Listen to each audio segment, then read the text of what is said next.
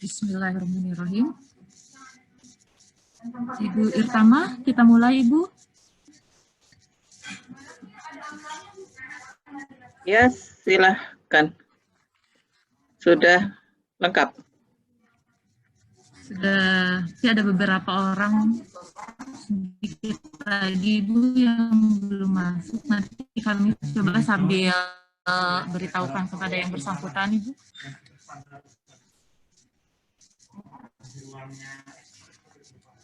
Inspektur utama, yang terhormat Ibu Inspektur 1 dan Inspektur 2, pejabat struktural di lingkungan Inspektorat Utama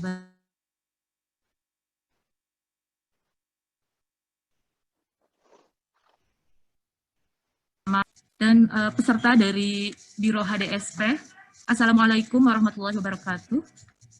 Selamat pagi dan salam sejahtera untuk kita semua. Ibu Irtama, Ibu Inspektur, dan rekan-rekan semua, pada kesempatan kali ini kita akan kembali melaksanakan kegiatan, bisa dibilang kegiatan rutin kita ya, e-learning Itama dalam rangka pengembangan kompetensi pegawai. Telah hadir juga bersama kita, teman kita yang hari ini selaku narasumber, Saudara Alexander Ari Sanata Dharma, atau yang biasa kita sebut Mas Ari, yang akan memberikan materi pada pagi hari ini, atau lebih tepatnya sharing mengenai bagaimana menulis ringan namun powerful dan impactful. Baik teman-teman semua, sebelum kita memulai acara pagi ini, mari kita dengarkan bersama arahan dari Ibu Inspektur Utama. Kepada Ibu Irtama, dipersilakan Bu. Terima kasih Mbak Hayati. Bismillahirrahmanirrahim. Assalamualaikum warahmatullahi wabarakatuh. Selamat pagi, salam sejahtera untuk kita semuanya. Yang saya hormati Bu Zul, sudah masuk ya? Bu Zul, Bu Indri, Inspektur 1 dan Inspektur 2. Kemudian pejabat struktural di lingkungan Inspektorat Utama. Kemudian para pejabat fungsional auditor di Inspektorat Utama. Seluruh pegawai, staf di Inspektorat Utama. Kemudian saya juga tadi pagi ini baru menginfokan ke teman-teman di HDSP karena saya begitu melihat topiknya, membaca topiknya, saya rasa ini akan sangat bagus untuk memberikan juga pencerahan bagi teman-teman di di HDSP. Di HDSP khususnya di DSP-nya, kemudian di Komlik dan juga di PM ya.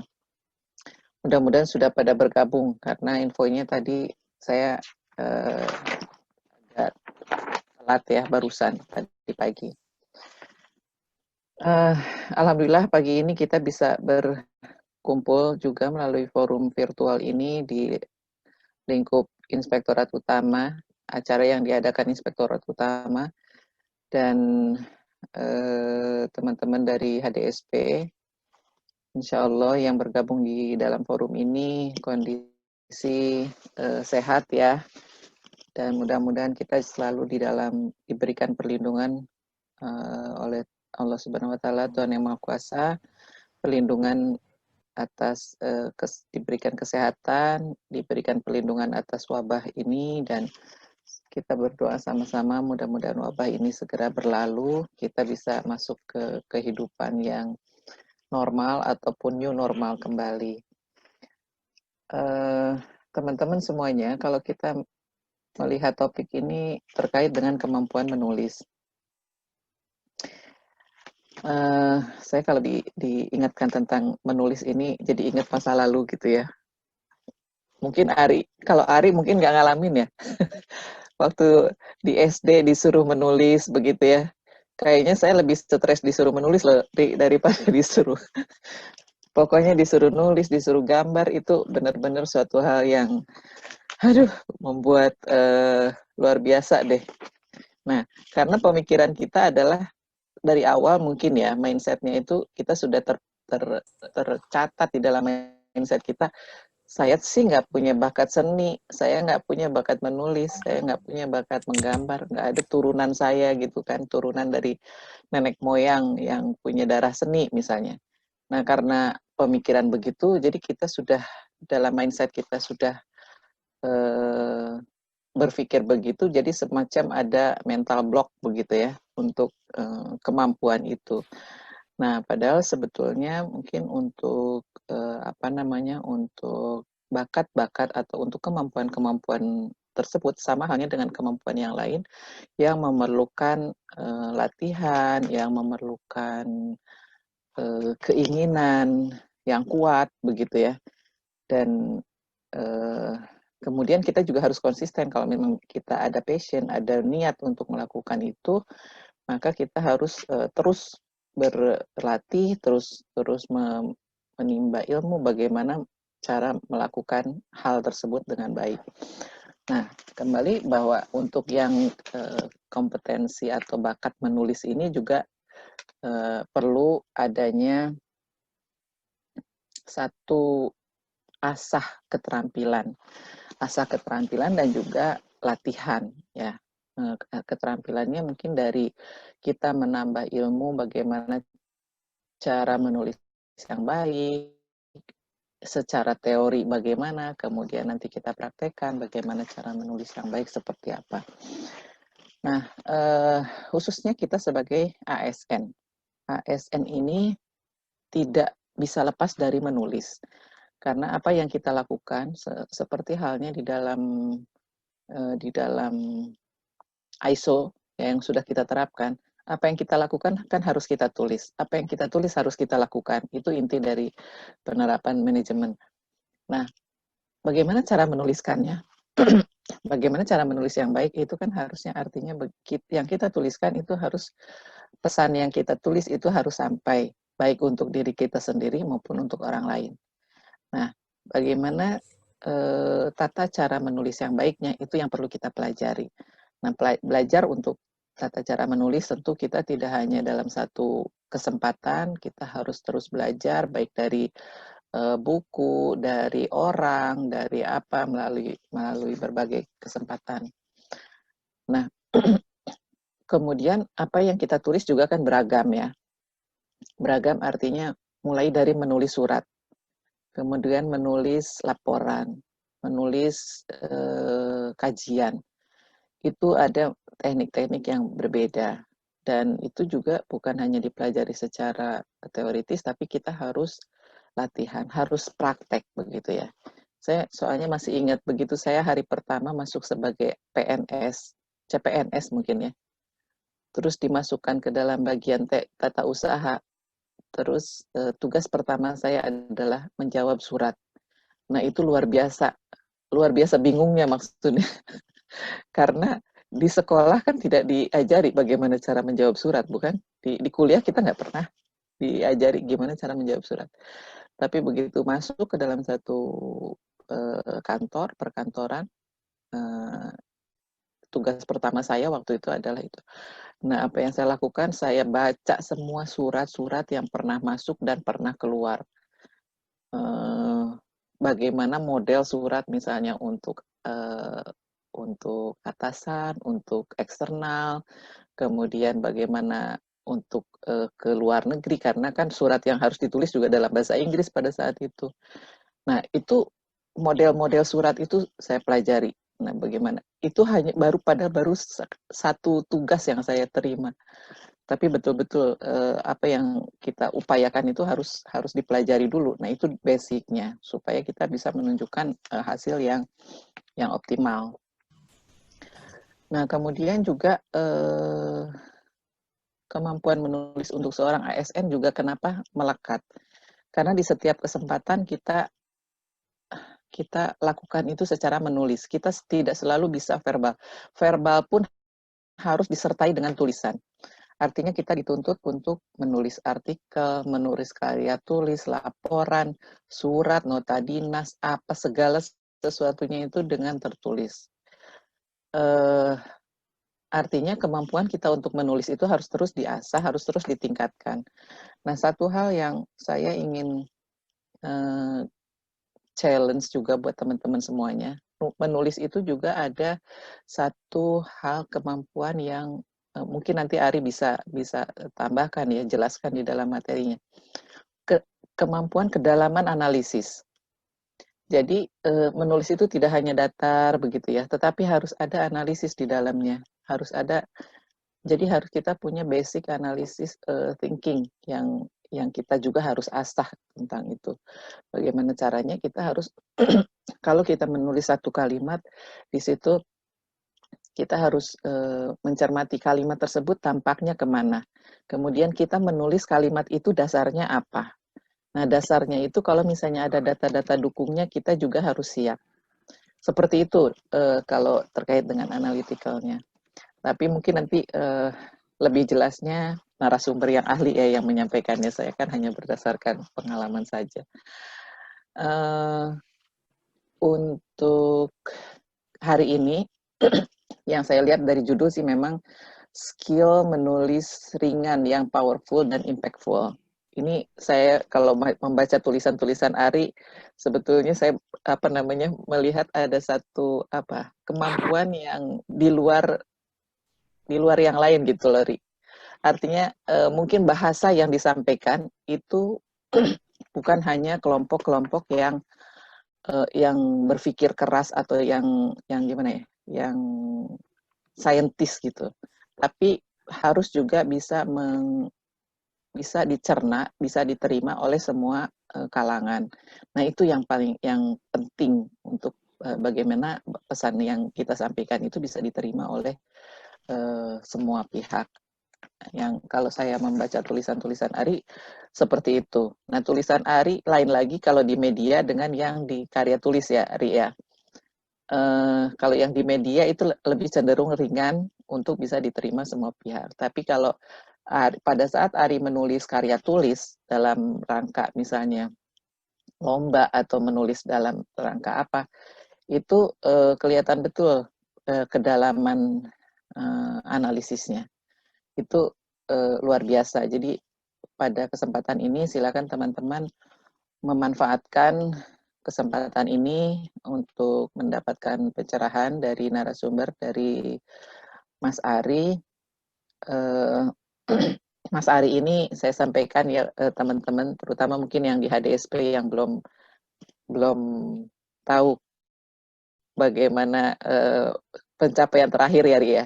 Kemarin sudah mendapatkan juara 1 ya yang di DPR ya. Di DPR menulis karya tulis dapat juara 1, alhamdulillah, selamat ya Ari. Dan setelah saya baca Ri, luar biasa loh. Artinya gini, kalau itu dicermati oleh semua anggota DPR, itu adalah anggota yang idealnya demikian. Idealnya demikian, saya betul-betul jempol deh.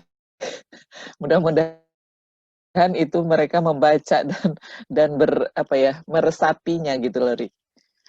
Nah, kemudian yang sebelumnya juga Ari mendapatkan juara di BPKP ya. Pada saat HUT BPKP juga mendapatkan juara ketiga ya. Dan yang luar biasa di BPKP itu adalah juara 1 dan 2-nya itu dari Kementerian Keuangan. Juara 1 nah, BPKP. Jadi Ari itu Juara 1 BPKP, juara 2 Kementerian Keuangan, Bu. Iya, BPKP itu kan masih lingkup keuangan lah ya. Jadi itu materinya tentang pengawasan ya, tentang BPKP lah, tentang pengawasan intern. Dan juara 1-nya dari Kementerian Keuangan, yang keduanya BPKP, yang itu ya itu adalah orang internalnya mereka gitu ya, panitianya. Kemudian yang ketiga, tiba-tiba muncul Ari dari Badan POM. Wah, itu suatu hal yang luar biasa. Padahal itu nominasinya, ada nominenya berapa orang waktu itu? 10 ya? Nominenya 6, Bu. Oh, 6. Dari 6 itu semuanya adalah BPKP dan Kementerian Keuangan. Iya, betul. Ya. Jadi Ari itu sendiri peserta dari luar Kementerian Keuangan. Itu capaian yang luar biasa, dan itu tentu juga mengharumkan nama Badan POM. Selamat untuk Ari dan terima kasih untuk upayanya, capaian yang sudah mengharumkan nama Badan POM. Jadi mungkin itu untuk pembukaan. Saya mengucapkan terima kasih Ari untuk bisa sharing pada kesempatan ini, dan untuk teman-teman semuanya silakan dimanfaatkan forum ini untuk bisa mendengarkan, menyimak, menerima informasi yang sebanyak-banyaknya, dan juga silakan berdiskusi apabila ada hal-hal yang mungkin perlu ditanyakan kepada narasumbernya. Itu selamat berdiskusi, selamat menyimak. Saya juga ingin ikut menyimak. Mudah-mudahan kita bisa lebih baik lagi ke depan setelah acara ini. Terima kasih sekali lagi. Assalamualaikum warahmatullahi wabarakatuh. Waalaikumsalam warahmatullahi wabarakatuh. Terima kasih Ibu Irtama atas arahannya. Teman-teman semua, kami sampaikan pula bahwa untuk kegiatan e-learning ini kami rekam, kemudian rekamannya nanti akan kami upload di YouTube Inspektorat Utama. Jadi teman-teman yang membutuhkan nanti bisa mengakses kembali ke YouTube Inspektorat Utama Badan POM. Baik, kami juga ingatkan kepada para peserta, jangan lupa untuk mengisi presensi dengan link yang terdapat di pada chat Zoom ini. Baik, selanjutnya kepada Mas Alexander Ari, alias Mas Ari, saya persilakan Mas Ari untuk memberikan materi pada pagi hari ini. Silakan. Terima kasih Bu Hayati. Assalamualaikum warahmatullahi wabarakatuh. Selamat pagi Ibu Irtama, selamat pagi Ibu Inspektur 1, Ibu Inspektur 2, Bapak Kabak TU Irtama, Bapak Ibu Kasubag, dan juga teman-teman HDSP, termasuk juga Bapak Ibu Danis, Bapak Ibu Ketua Tim, dan juga rekan-rekan auditor, serta bagian TU dan seluruh Inspektorat Utama. Mohon izin untuk memaparkan materi ini. Ini kalau riwayatnya kemarin Pak Yudi meminta saya membawakan materi ini. Ada peserta dari HDSP ya, juga, Ri? Sebut Bu, ke teman-teman HDSP. Oh, udah. Iya. Riwayatnya dari, memang sesudah saya dapat, sesudah ada informasi bahwa saya yang juara 1 di DPR itu. Jadi memang topiknya belakangan agak berbeda karena saya ikut beberapa lomba itu memang seperti Bu Irtama sampaikan tadi agak-agak akademis. Jadi udah mulai ke karya tulis dan ke esai yang agak-agak berat. Memang tadi disampaikan juga untuk yang di DPR itu memang jurinya langsung orang-orang pentingnya, langsung Pak Fadlizon, Pak Charles Honoris, dan lain-lain. Dan juga harapannya begitu Bu. Dengan ketika itu dipilih berarti memang mereka benar-benar membaca, harusnya mereka memang seperti itu gitu Bu ya. Semoga memang seperti itu. Karena kebetulan juga dari yang juara-juara yang di DPR itu kebetulan saya sendiri yang belum S2 Bu. Jadi semuanya S2 itu yang nomor 2, bahkan ya 2 atau 3 itu S2 luar negeri segala macam. Jadi memang agak-agak beruntung juga saya bisa dapat posisi itu. Rencana memang penghargaannya bulan ini, tapi karena PSBB jadi diundur bulan November. Jadi itu nanti mungkin ke depan aja. Kemudian kenapa judulnya seperti ini nanti saya jelaskan di belakang Bapak Ibu. Intinya sih saya juga mungkin Mbak Dini bisa slide berikutnya. Mungkin pertama sebelum menyampaikan ini saya sampaikan dulu ruang lingkupnya ya, karena begini, saya agak-agak nggak enak di sini menyampaikan soal cara menulis ketika ada Danis saya dan ada ketua tim saya yang sudah tahu benar sebenarnya kualitas penulisan saya sebenarnya nggak bagus-bagus amat gitu Bu. Di posisi laporan kan bagaimanapun kan auditor harus membuat laporan, harus diperiksa ketua tim, diperiksa Danis segala macam. Misalnya ada kasus tahun 2015 waktu itu saya di Jayapura di audit Jayapura barang Bu Susan, saya mencantumkan kata-kata, saya lupa katanya apa, tapi itu yang bukan kata-kata laporan auditor gitu. Nah itu salah satu bukti bahwa saya juga sebenarnya masih terus belajar dalam membuat banyak hal, termasuk juga menempatkan tulisan ini seharusnya ada di mana. Nah waktu itu saya salah, tulisannya bukan tipe laporan, saya masukkan ke laporan. Kemudian dalam konteks yang menulis tanda kutip ringan ini sebenarnya bukan kewajiban ya Bapak Ibu. Maksudnya gini, di Inspektorat Utama kita punya berbagai bakat. Ada Mas Wikan di fotografi, ada yang lain juga gitu. Tapi mungkin memang ada baiknya ada suatu keunggulan dari kita yang bisa kita tonjolkan supaya kita bisa sama-sama saling berkembang gitu. kemudian ini yang ketiga adalah ini tipenya sharing, karena bagaimanapun kalau tadi Ibu Irta Mas menyebutkan juara 3, juara 1, saya lebih banyak gagalnya daripada juaranya, Bu. Jadi mungkin ini sharing saja di beberapa yang kebetulan dapat jadi juara. Kemudian sedikit tambahan, Bu, tadi sesudah yang DPR hari tanggal 3 September, tanggal 5 saya juga dapat lagi kebetulan, alhamdulillah ini di tentang pembiayaan di JPPR, Kementerian Keuangan. Mantap. Kebetulan. Itu kalau itu cuma blog sih sebenarnya. Jadi makanya saya nggak woro-woro yang gimana, nggak saya bilang juga ke Patri nggak usah di-share juga karena itu Publish dong.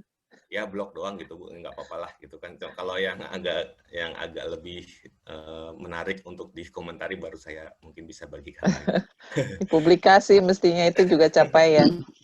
Siap, Bu. Ari, budaya pamer perlu, Mas Ari. Zaman sekarang, Bu, perlu ya, Bu. RB ya, Bu, ya. Zaman sekarang, zaman RB perlu. Perlu ya, Gus.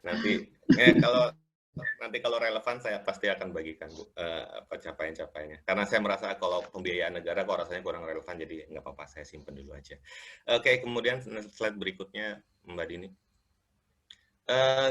Ini saya akan mengambil beberapa materi dari yang disampaikan oleh mantan Kepala Humas, kalau nggak salah, mantan Humas dari Kementerian Keuangan, Pak Frans. Jadi salah satunya adalah dia sampaikan ini.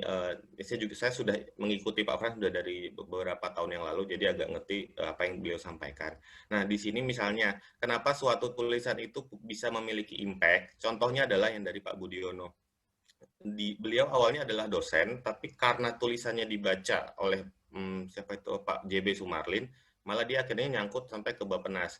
Jadi dia betul-betul berangkat dari dosen ke birokrat di Bappenas itu gara-gara tulisan artikel di Kompas kalau nggak salah gitu. Jadi memang dampaknya itu kadang nggak kebayang, tapi buktinya bisa sejauh ini gitu ya. Jadi dari seorang dosen menulis, tiba-tiba dia bisa jadi birokrat karena tulisannya dibaca oleh Pak Menteri yang waktu itu memang punya power luar biasa, Pak JB Sumarlin. Dia dibawa ke Bappenas, pada akhirnya justru malah jadi sampai kepada yang kita tahu sebagai Wakil Presiden. Jadi tampak sederhana, tapi akan ada tanda kutip keajaiban-keajaiban yang mungkin bisa kita dapatkan ketika kita memiliki satu tulisan. Berikutnya.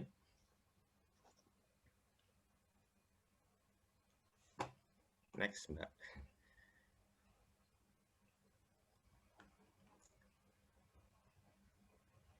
Kemudian, yang juga saya pelajari adalah disebutkan bahwa, sebentar, nggak kebaca. Disebutkan bahwa menulis itu, kalau kata Pak Frans lagi, kita bisa keluar dari penjara pangkat, jabatan, golongan, usia, maupun gender. Ini arahnya ke kebebasan berpikir. Jadi gini, Bapak, Ibu, dan teman-teman, mungkin bagi teman-teman yang ada di level seperti saya, level pelaksana seperti saya, kalau ada rapat segala macam itu, ada hal yang ngeganjel, tapi memang tidak bisa disampaikan langsung karena berbagai hal, misalnya ya takut ngomong atau apa segala macam. Atau bagaimana takut tidak didengar segala macam lah. Tapi kita ada proses berpikirnya gitu, teman-teman. Jadi ketika menulis ini adalah salah satu cara untuk tetap kita bisa berproses berpikir dan tersalurkan gitu. Jadi memang nggak semuanya kalau kita lagi rapat penting segala macam kita bisa menyampaikan pendapat, tapi setidaknya kan kita berpikir. Nah, pikiran itulah yang sebaiknya tetap dipertahankan. Caranya antara lain, salah satu yang dipelajari adalah dengan cara menulis. Nah, melalui menulis itu kita kan selepas walaupun kita di rapat itu misalnya hanya cuma pelaksana biasa, ya kita dengan menulis kita bisa agak lepas dari penjara pangkat kita yang masih 3B, 3C segala macam itu. Jadi itu bagian dari upaya kita untuk tetap mempertahankan proses berpikir. Nanti untuk kemudian secara perlahan bisa dikembangkan. Next, Mbak. Oke, statement menulis ringan ini saya diskusikan sama Pak Yudi, ya mungkin lebih kepada untuk membedakan saja dengan aktivitas menulis kita sehari-hari di auditor yang kalau saya bilang memang berat gitu ya, menulis laporan audit, menulis kajian, menulis laporan review, dan lain-lain. Jadi nanti mungkin ini saya lebih ambil ke garis besar skillnya, bukan skill sih, garis besar cara menulisnya aja. Jadi lebih ke global aja, jadi bukan ke spesifik menulis laporan auditor atau laporan review segala macam. Next, Mbak. Oke, gini, kita berangkat dari motif ya Bapak Ibu. Satu, tadi disebutkan bahwa ASN itu memang perlu menulis, iya, tapi bagaimanapun untuk mau menulis saja, kecuali maunya itu adalah bentuk penugasan. Kalau penugasan kan mau nggak mau ya. Kalau di menulis yang ringan-ringan ini adalah ada 3 motif. 3 motif ini sifatnya saling melengkapi. Oke, yang pertama motifnya adalah keresahan pribadi. Kita tadi saya sampaikan kalau ada lagi rapat, lagi ada masalah, kita pasti punya perspektif pribadi. Nggak mau kita mikirnya, misalnya waktu BPOM lagi ada kasus apa yang tanda kutip menyerang instansi kita, menjelekkan segala macam, kita pasti punya ada keresahan. Sebenarnya nggak begini loh. Itu kan sebenarnya lain lagi kisahnya orang-orang nggak tahu aja gitu kan. Nah, keresahan-keresahan seperti itu sebenarnya bisa dituangkan dengan tulisan, misalnya di grup WhatsApp kita balesin orang dengan yang nge-share hoax, bisa di status Facebook. Saya membaca misalnya di sini ada Pak Yudi, ada Pak Agus yang kalau lagi cerita di status Facebook sebenarnya nggak buruk-buruk amat loh, keren gitu kan. Pak Yudi waktu cerita anaknya masuk pesantren misalnya, itu luar biasa menurut saya. Keresahan seorang ayah ketika melepas putrinya ke pesantren. Itu keresahan yang memang ditampilkan di wahana pribadi gitu, yaitu media sosial. Bisa juga melalui blog. Kalau saya memang berangkatnya dari blog Bapak Ibu. Nah, dari blog di tahun 2011 saya mulai ngeblog lagi gitu.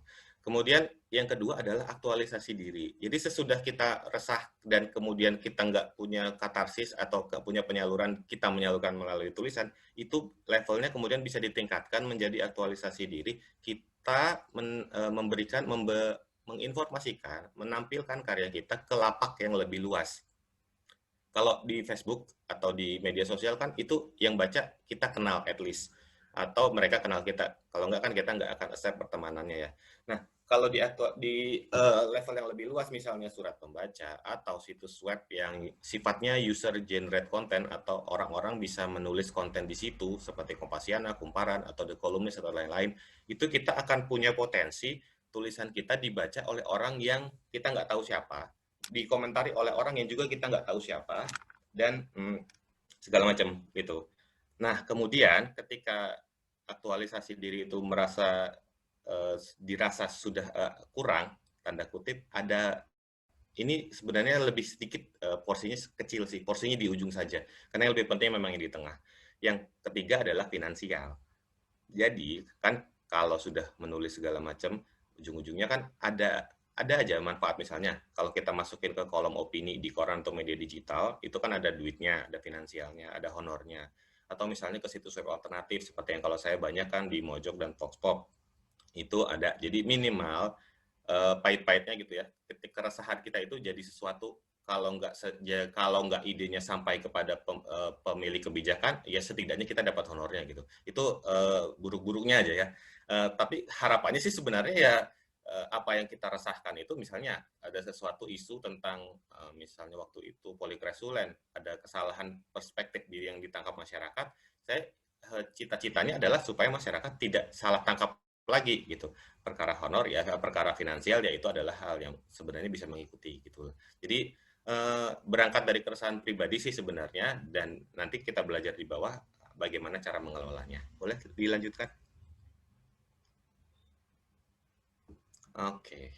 Kemudian tadi ini kalau tadi disebutkan yang motif pribadi kan kita nulis di Facebook, grup WhatsApp segala macam, yaitu cenderung akan lebih bebas. Tapi ketika kita sudah mulai naik level ke yang sifatnya aktualisasi diri dan apalagi sudah ingin supaya mendapatkan honor atau ada motif finansial, maka setidaknya kita harus mempertimbangkan topiknya. Yang pertama tentu saja aktual.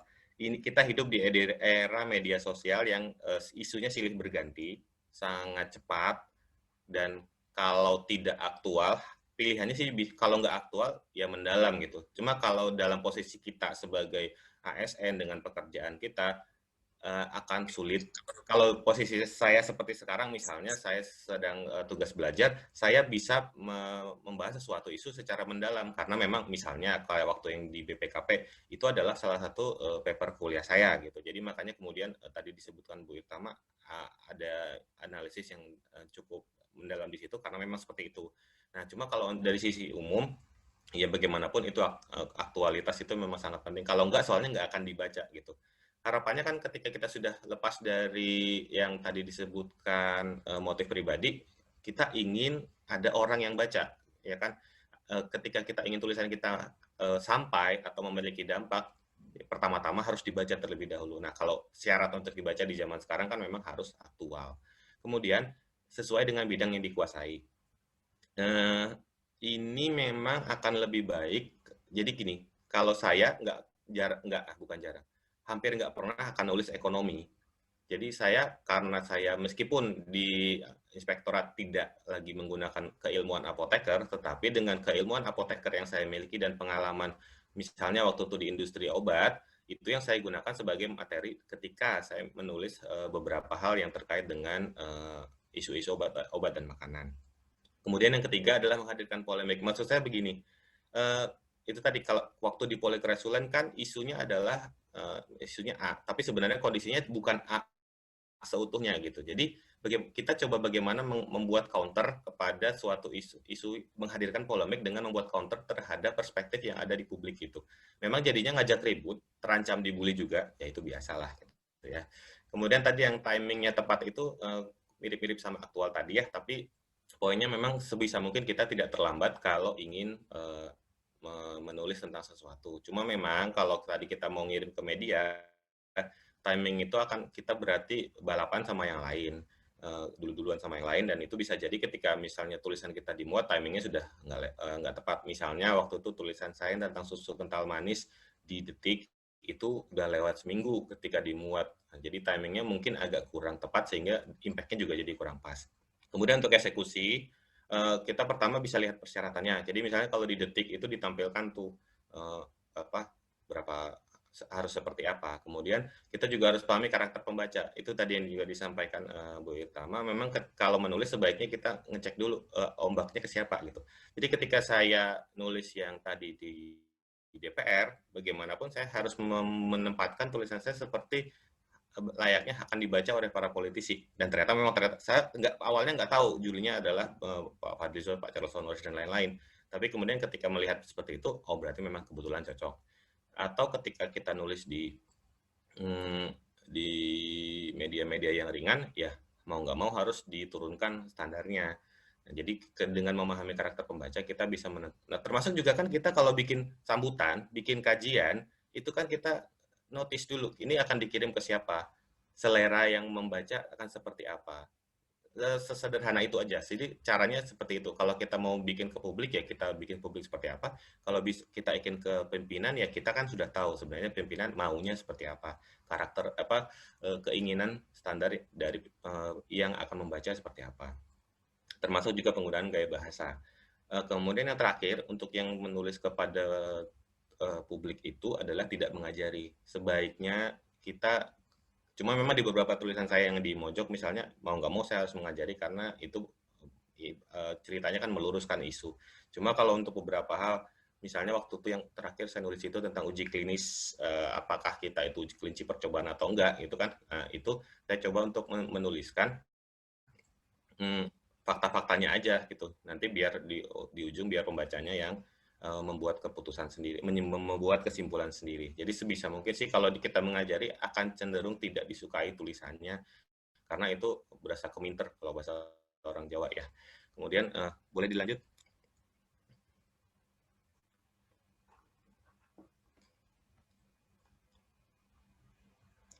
Kemudian untuk itu, nah di sini. Kemudian sebenarnya, oh ya tadi untuk materi-materi yang tadi sebenarnya kalau di sini ada teman-teman HDSP, waktu itu saya pernah ya waktu lomba yang 17 Agustus berapa tahun yang lalu itu, kan saya juga pernah kayak paparan ke teman-teman yang ikut lomba, ya kurang lebih isinya kan sama ya seperti ini. Jadi mungkin beberapa merasa ada perulangan, nggak apa-apa gitu ya. Kemudian kita masuk ke yang berikutnya. Agar tulisan impactful dan powerful ini, saya juga diskusi sama Pak Yudi, kok kayaknya keberatan, tapi udah nggak apa-apa deh, buat sebagai sebuah judul ini ya oke lah gitu ya. Impact dan powernya nanti akan kita bahas di belakang. Buat salah satu persyaratan untuk membuat tulisan yang memiliki impact dan memiliki power sebenarnya mau nggak mau adalah bikin outline. Jadi kita tahu kita nulis itu buat siapa, menjawab keresahan apa, itu sebagai pertanyaan utama, kemudian itu yang dibahas, kemudian kesimpulan. Modelnya sama kayak skripsi, modelnya sama kayak tesis, jadi kalau kita menulis itu harus ada keresahan utamanya lah, ada isu utama, ada pesan utama yang kita terjemahkan menjadi pertanyaan utama, itu yang kemudian dibahas. Ini menjadi penting supaya kita nggak lari-lari. Kalau kita cuma sekedar tidak merumuskan suatu pertanyaan, biasanya dalam membuat pembahasan, dalam membuat riset, kita akan kemana-mana, dan pada akhirnya malah satu, bisa jadi kepanjangan, kedua, bisa jadi malah kita tidak bisa menemukan jawaban atas apa yang kita tanyakan. Gitu. Kemudian untuk khusus ASN, kita punya tanda kutip privilege. Pertama, kita ketika tulisan harus menggunakan data dan informasi yang valid, ASN pada bidangnya itu akan memiliki akses data dan informasi tersebut. Misalnya, kalau kita kan rata-rata isu obat dan makanan itu ya, kalau saya sebagai pribadi, memang saya nggak punya, tapi ketika kemudian ada beredar di isu pembahasannya sedang beredar di grup WhatsApp, apalagi kemudian saya bekerjanya di inspektorat yang tanda kutip punya banyak data dan informasi, kita sebenarnya punya akses itu. Cuma mungkin nanti di bawah tidak semua data dan informasi dapat dibuka ke publik. Tapi setidaknya kita tahu gambaran besarnya, kita tahu isunya, itu privilege kita. Publik di luar, termasuk juga pengamat, mungkin nggak akan semuanya mengetahui gambaran besarnya. Sesederhana kita misalnya teman-teman yang baru masuk, terus tiba-tiba ikut rapat penting, jadi notulen aja. Tampak sederhana gitu kan, tapi sebenarnya kita mengetahui hal yang penting gitu. Hal yang kadang-kadang bisa mempengaruhi orang banyak gitu. Jadi itu adalah bentuk privilege dan harus dimanfaatkan dengan baik kalau memang ingin menulis dengan yang memiliki dampak. Kemudian itu tadi seringkali juga kita karena ikut rapat pembahasan tertentu, jadi kita tahu lebih dulu suatu isu ketimbang dari publik atau bahkan juga pakar-pakar gitu. Karena dari rapat-rapat sederhana, rapat-rapat kecil yang peran kita mungkin kecil, kita sudah mendapatkan data dan informasi atau pengetahuan atau gambaran besar terhadap suatu isu. Itu adalah suatu privilege yang luar biasa yang tidak bisa dimiliki orang di luar ASN. Kemudian ada risikonya. Itu tadi tidak semua data atau informasi atau gambaran atau apapun yang kita dapatkan dari sebuah rapat itu dapat diumbar ke publik. Nah, untuk itu karena di sini banyakkan inspektoratnya, jadi kita udah belajar manajemen risiko untuk menulis yang memikirkan dampak pun juga ada manajemen risikonya. Nanti kita jelaskan di belakang. Lanjut, Mbak. Oke, kemudian tadi key message itu pertanyaan utama tadi ya. Itu dulu yang dipegang. Jadi suatu tulisan sebaiknya punya inti. Kalau nggak ada inti juga nggak, satu, kalau kita masukin ke koran atau ke majalah nggak akan, atau ke media online juga tidak akan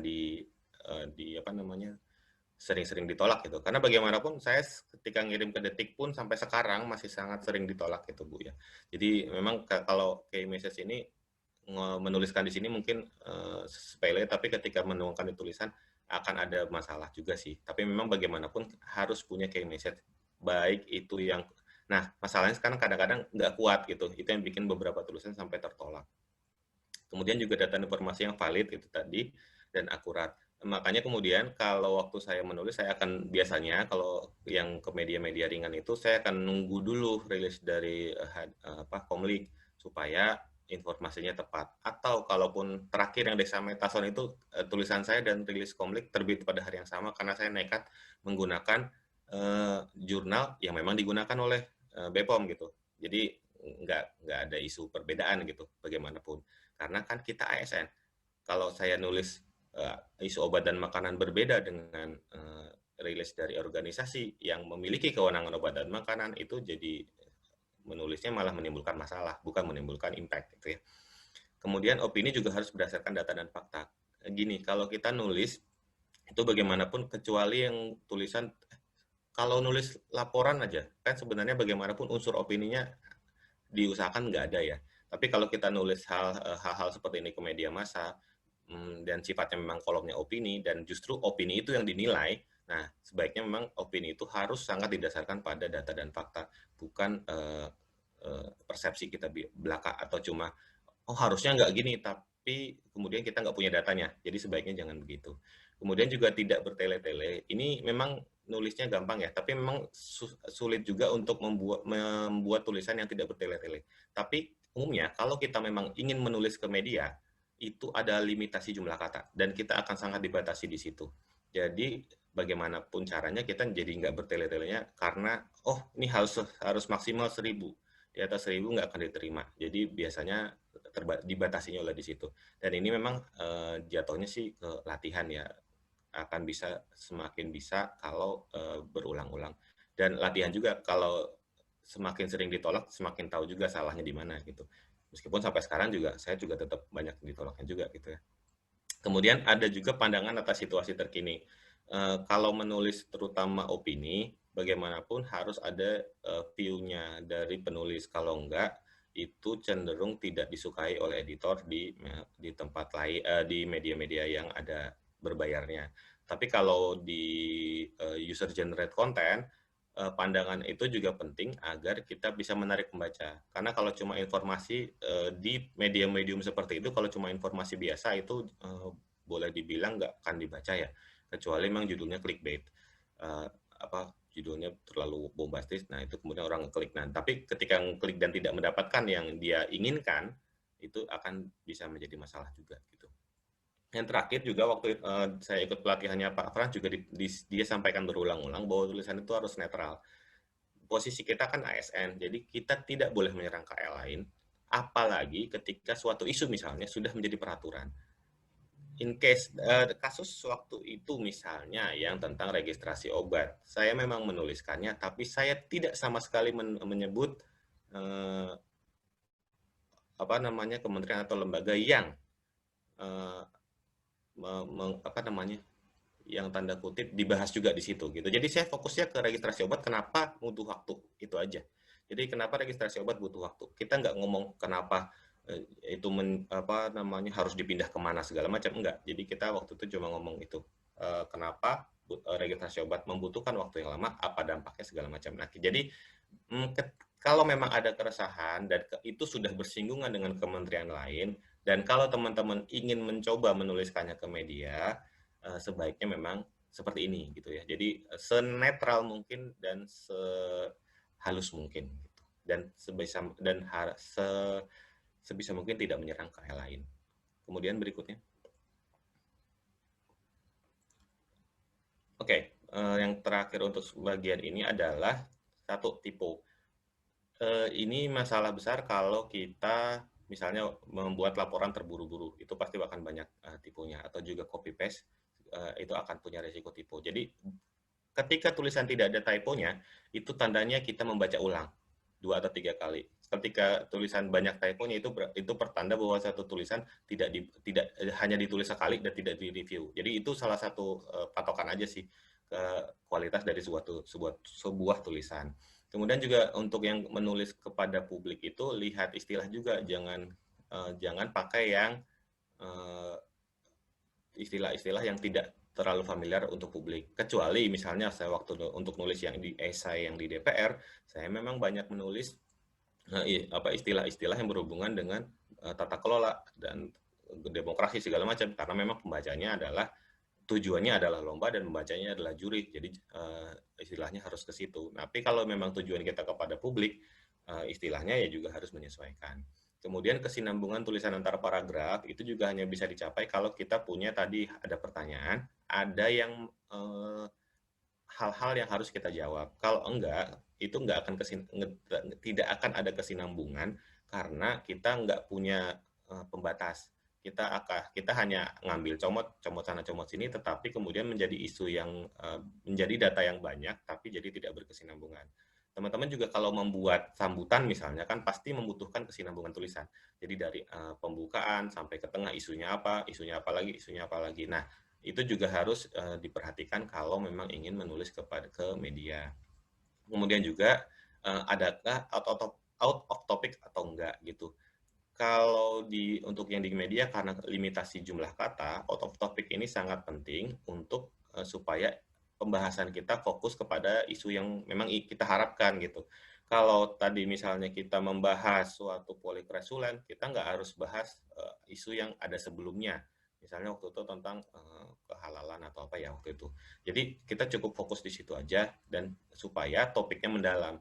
Kadang-kadang karena kebanyakan mencari, kebanyakan data, malah jadinya data-data itu disampaikan dan tidak sesuai dengan topik yang diharapkan.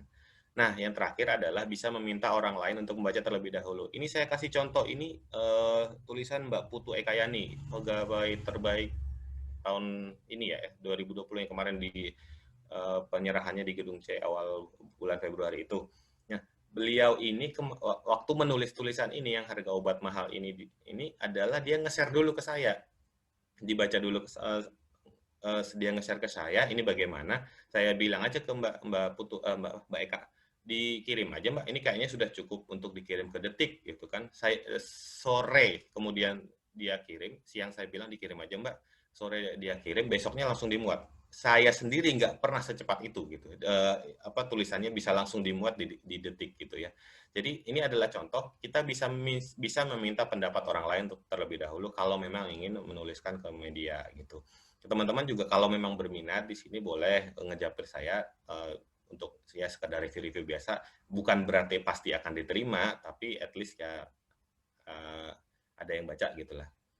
Kalau saya juga sering calon-calon tulisan saya kasih ke istri saya dibaca dulu, kira-kira menarik atau enggak gitu. Next, Mbak. Nah, tapi terlepas dari semuanya itu, ada hal-hal yang nggak bisa kita hindari ya. Jadi ketika kita sudah mempersiapkan semua hal, bagaimanapun impact dan power itu ditentukan oleh pembaca. Sebagai contoh, kalau yang kanan yang harus dipahami tentang kasus penarikan Albotil itu impact-nya luar biasa ke saya karena saya jadinya dipanggil Bu Eli nih kalau nggak salah waktu itu. Jadi itu cukup bikin saya shock dan sempat nggak mau menulis lagi sebelum kemudian ya udahlah, terima kasih Bu Elin bantuannya waktu itu. Kemudian jadi itu impact yang nggak kebayang waktu saya nulis gitu. Jadi waktu saya cuma nulis aja, tanda kutip waktu itu awal tahun motifnya ada motif finansialnya juga, tapi kemudian ketika impact-nya seperti itu, saya tidak siap. Jadi itu bukti bahwa impact itu ditentukan oleh yang baca gitu sebenarnya. Terus kemudian yang kedua, yang menindaklanjuti temuan Aisyah dan Anggi menuju obat kanker, itu saya tanda kutip impact-nya dibully karena saya merasa dianggap bagian dari tanda kutip apa itu mafia apalah yang bahwa suatu ketika ada obat tradisional itu harusnya diangkat. Ada mafia obat kimia segala macam itu ya. Padahal kan sebenarnya ini penelitian yang memang bagus untuk level pelajar SMA, tapi untuk level dijadikan sampai ke obat masih sangat jauh gitu. Ketika saya menulis ini, saya lupa di Twitter atau di Facebook, saya mendapat perundungan yang cukup banyak karena dianggap tidak mensupport adik-adik ini gitu dengan temuan akar bajakah saya kalau nggak salah waktu itu. Padahal dampaknya kan gara-gara overexpose, jadi ada begitu banyak penjual bajakah di Tokopedia, di Bukalapak.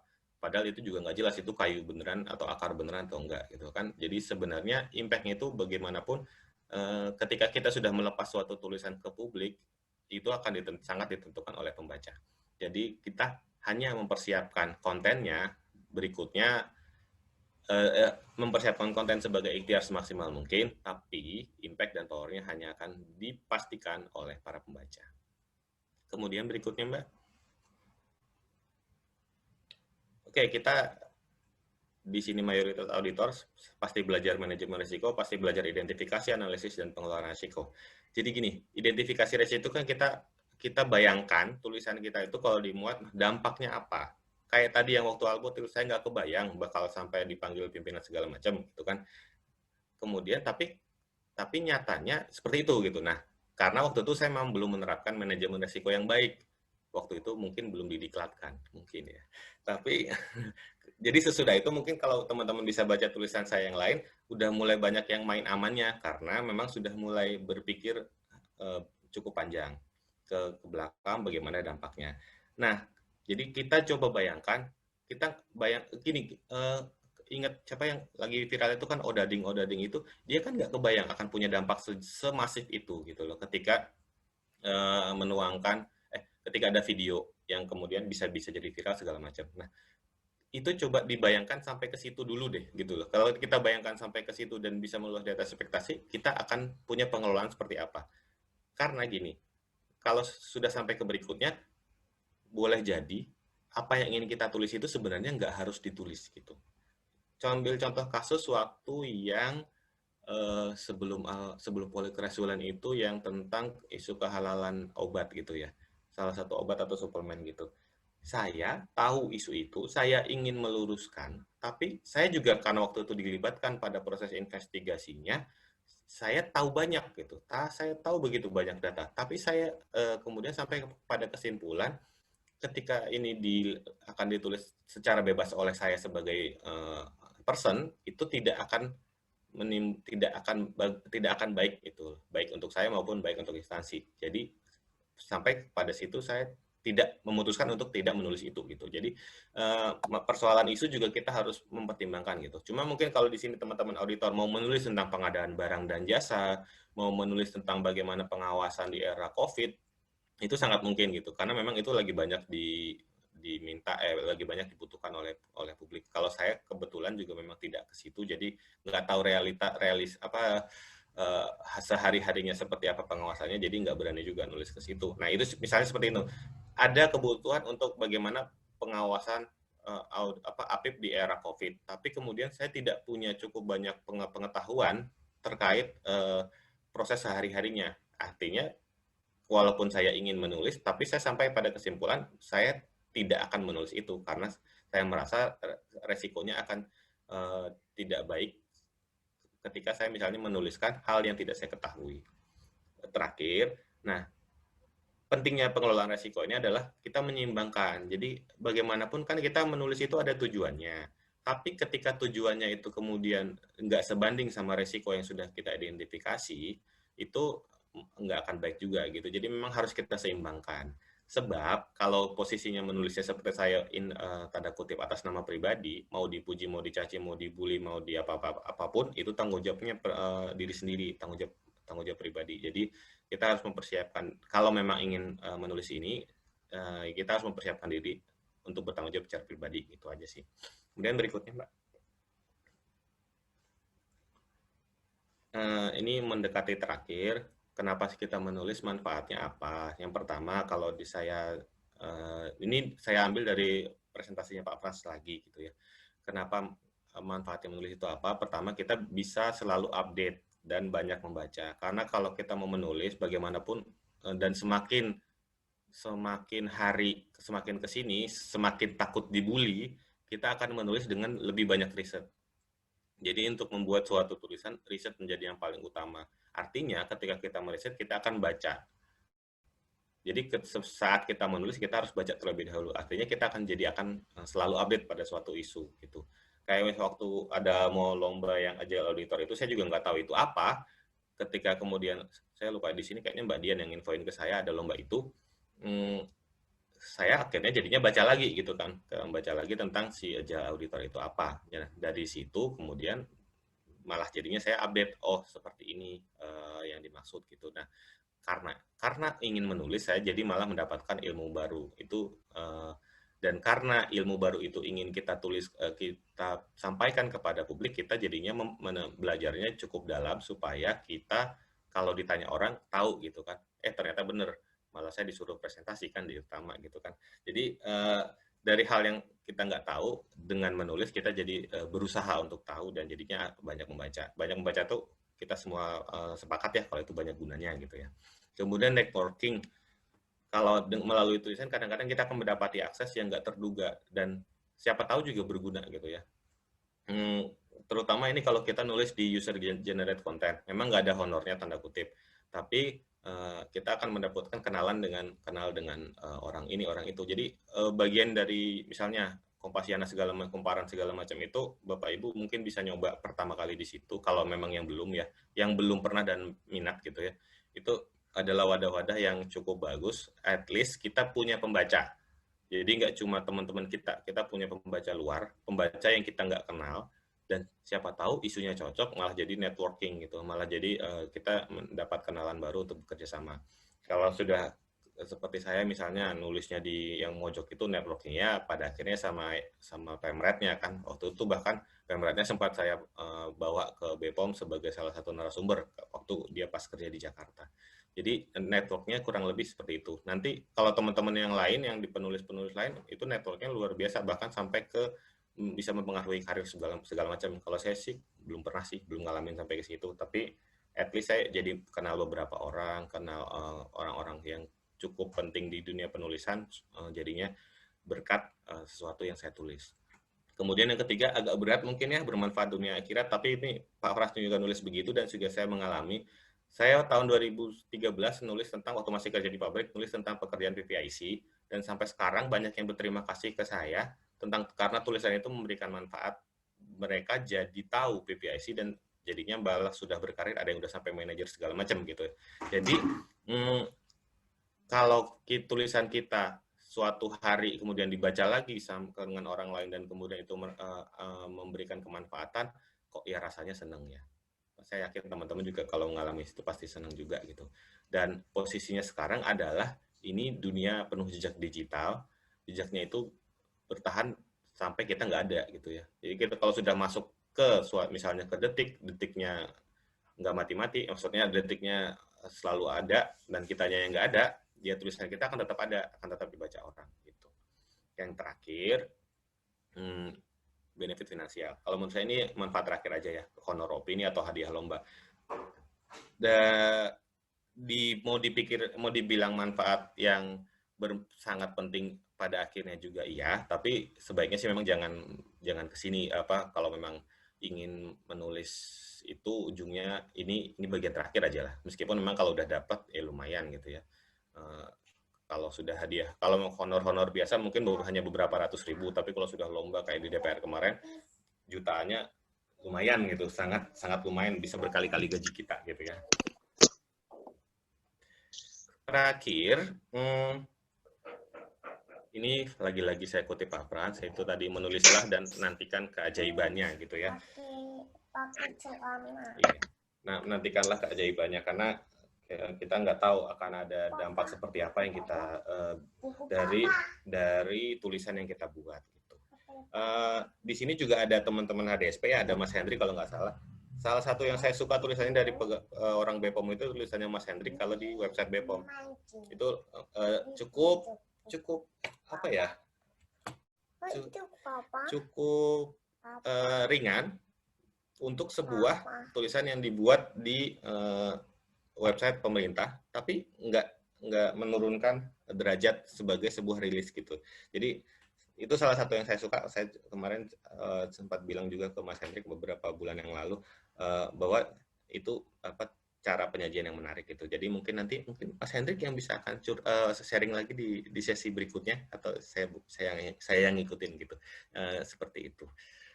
Secara umum begitu saja Bapak Ibu, mungkin kita bisa coba diskusi.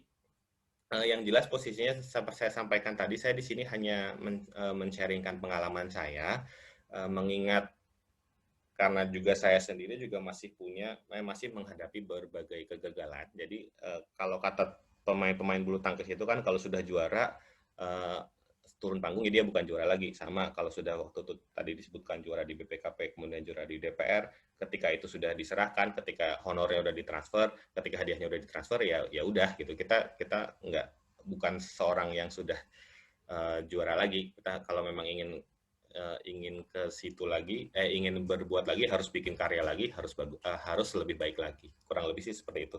Tapi kalau saya cuma mencoba mengencourage teman-teman, nggak semua memang bisa menulis dengan tanda kutip disukai orang dengan cepat. Tapi kalau kita bisa ingin mencoba dan sudah melakukan pengelolaan resiko yang baik, bisa kok gitu ya. Tadi saya sebutkan pakai platform user generate content, Kompasiana, Kumparan segala macam. Nanti dari situ kalau memang ada diskusi yang menarik di situ, kita jadinya senang, mungkin kita bisa meneruskan. Karena memang isu pengawasan internal sendiri juga masih sedikit auditor yang menulis ya sebenarnya. Kebanyakan memang menulis untuk di jurnal-jurnal pengawasan ya mohon maaf nih, kalau jurnal memang tulisannya bagus mendalam, tapi jarang yang baca, kan kita sudah menyadari itu gitu. Nah, kalau memang ingin banyak yang baca, tanda kutip punya impact yang lebih kepada publik, memang mau nggak mau sih pakai platform-platform yang lebih ke awam gitu. Nah, itu mungkin bisa dicoba bagi yang ingin mencoba. Saya sih nggak memaksa, tapi ada baiknya kalau memang ingin dicoba, silakan dicoba melalui jalur itu kalau memang ingin memulai. Kalau memang sudah setengah memulai, sudah punya channel segala macam, diterusin saja, nanti sambil merasakan manfaatnya pelan-pelan gitu ya. Terus kalau memangnya ingin buat coba ke lomba-lomba, silakan dicoba. Kalau yang ingin butuh bantuan saya baca-baca sekilas, boleh. Nanti sih boleh juga japri ke saya kalau memang ingin mencoba. Saya juga nggak tahu kemarin ada lomba di Itjen Kemenkeu, ada pada ikut atau enggak ya, tapi semoga ada yang ikut. Saya kemarin sudah sempat dapat juga dari teman di sini juga. Saya rasa sih itu dulu, mungkin bisa dilanjutkan dengan sedikit diskusi kalau memang ingin diperdalam. Kurang lebih begitu Bapak Ibu, terima kasih. Terima kasih Mas Ari atas sharingnya yang bermanfaat. Insya Allah ya, mungkin teman-teman juga nanti di sini akan termotivasi nih, seperti Mas Ari bisa berprestasi di dalam hal menulis ya, karena terus terang saya sendiri aja ini untuk menulis ini, saya anggap itu kerjaan yang sulit gitu ya, karena kita harus mencari datanya itu benar, terus kita harus berusaha untuk menyampaikan datanya itu, ya istilahnya validnya, kevaliditasnya itu. Baik, teman-teman semua, selanjutnya saya berikan sesi untuk tanya jawab atau diskusi. Silakan kepada teman-teman yang ingin mengajukan pertanyaan atau mungkin ada yang mau sharing juga, misalnya dari HDSP mungkin. Silakan teman-teman. Bisa langsung di Ya, Ibu Hayati. Ya, silakan Ibu Ati. Ya, terima kasih Mas Ari. Keren banget nih paparan dari Mas Ari. Saya pikir tadi ada hal yang menarik terkait Mas Ari, bagaimana menulis memberikan impact ya, juga harus lihat kajian resiko-resikonya. Saya pikir teman-teman di Inspektorat Utama maupun di HDSP pasti punya kemampuan untuk melakukan menulis itu. Soalnya saya jadi ingat Mas Ari, terakhir menulis itu saya tahun 2008 masuk di Media Indonesia. Kebetulan itu adalah tugas dari S2, jadi ingat sekali ditantang oleh dosen. Jika melakukan tulisan di media, masuk ke media nasional itu mendapatkan nilai A. Saya pikir kalau umpamanya teman-teman di Inspektorat Utama itu diberikan tantangan-tantangan yang menarik seperti itu, saya pikir bisa menulis tentunya dengan kajian-kajian risiko yang tadi Mas Ari sampaikan. Hanya mungkin Mas Ari, saya hanya menyampaikan sama Mas Ari, jangan berhenti menulis Mas Ari. Karena bagaimanapun juga ini adalah aset ya kita di Badan POM, karena tidak semua orang juga bisa punya kemampuan untuk menulis. Karena saya sayang sekali 2008 saya berhenti menulis, sampai sekarang saya nggak menulis lagi Mas Ari. Jadi mudah-mudahan tidak terjadi pada Mas Ari. Itu aja Mas Ari, makasih Mas Ari. Iya, terima kasih. Terima kasih Ibu Irtama dan Ibu Inspektur 1 dan Ibu Inspektur 2. Mohon izin Ibu. Ya, silakan Teh. Bu Elin. Silahkan.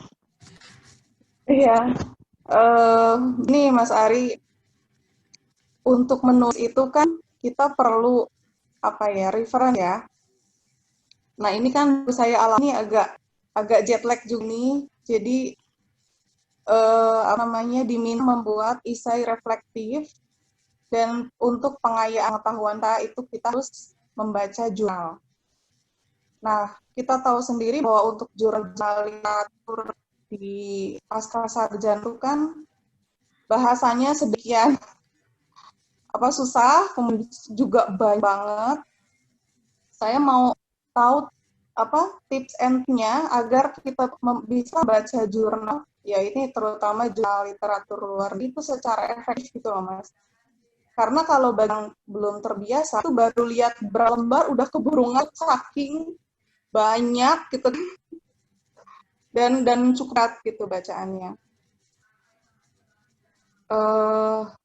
Kemudian ketika kita memahami pun kadang-kadang kendalanya untuk mengungkapkan lagi dalam bentuk tulisan itu juga sulit, apa mungkin karena juga tidak biasa gitu. Itu sementara itu dia Mas. Terima kasih. Baik, Mbak Ais. Ya, memang itu jadi PR saya juga waktu pertama kali masuk kuliah. Memang membaca jurnal apalagi yang luar negeri itu sama sekali sulit ya sebenarnya. Tapi gini, kalau saya, salah satu yang saya lakukan adalah saya baca abstrak. Kedua, kata kunci. Jadi itu dulu. Kita udah mengurangi apa yang harus kita baca. Dengan mengurangi apa yang harus kita baca, kita juga setidaknya bisa lebih fokus. Terus kemudian saya biasanya meskipun sulit ya sambil belajar bahasa Inggris nih ya, kita ambil poin-poinnya. Jadi saya tulis poin-poinnya. Sebentar ya, iklan sebentar.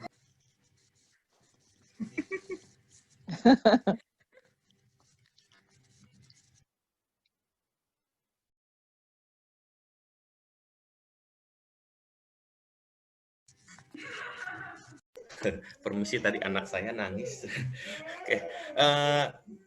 Jadi tadi kalau saya biasanya kalau di jurnal saya itu poin-poinnya, saya tulis poin-poinnya, terus kemudian itu dalam bahasa Indonesia. Jadi ketika ditulis dalam bahasa Indonesia sih biasanya akan lebih gampang gitu. Nah, patokannya pertama ya tentu saja abstrak, kemudian ambil di pembahasan, Mbak. Kalau ambilnya jangan nggak usah di latar belakang, karena latar belakang kan bacaan orang. Tapi kalau ambil di diskusi aja, jadi fokus ke diskusi. Kalau memang butuh naik ke atas baca ke data, nah baru kita naik ke atas. Kalau nggak usah gitu ya. Tapi kan kata kunci sebenarnya udah ada di pembahasan. Kalau di pembahasan sudah diambil, ya udah kita hanya akan naik lagi ke pembahasan atau ke teori kalau dia sudah kita membutuhkan hal-hal yang lebih untuk diperdalam. Nah dari situ kan kalau memang sampai ke misalnya akan butuh masuk ke latar belakang, bisa naik ke atas lagi, tapi kemudian kita bisa menemukan referensi lain, itu baru kita cari lagi gitu. Kalau saya sih biasanya begitu, makanya kemudian yang kemarin yang di DPR itu, saya juga pakai jurnal-jurnalnya, jurnal-jurnal juga caranya seperti itu, jadi dari bawah dulu, dari diskusi dulu. Paling seperti itu ya Mbak Us. Terima kasih Mas Ari. Nanti saya coba, karena ini hampir tiap mata kuliah tugasnya kurang lebih seperti itu. Ya Allah, Iya, udah berapa? sama, Harus 5 betul. jurnal. Sama, betul Dan Mbak. ini satu. Memang begitu. Sintesa, jadi nggak cuma satu gitu. Itu Betul agak sekali. kaget juga sih ini. Penyesuaian, perlu penyesuaian banget. Siap. Terima kasih triksnya ya Mas Ari. Iya. Terima kasih Welin. Iya, mahasiswa-mahasiswa konsul. Mahasiswa yang sedang ini belajar. Hayati, saya sebentar ya, sambil yang lain mungkin masih berpikir ini, saya challenge-nya teman-teman HDSP, silakan dimanfaatkan juga untuk penayangan di sosial media, Badan POM ataupun di forum-forum yang lain, ini silakan digali lagi. Nah, tapi saya ingin menyampaikan terima kasih kepada penyelenggara nih, Pak Yudi dan tim, Bu Hayati, Adit, dan yang lain-lain. E-learningnya Inspektorat Utama ini saya lihat cukup intensif ya pelaksanaannya, dan mudah-mudahan ini bisa mendongkrak atau meningkatkan dengan cepat,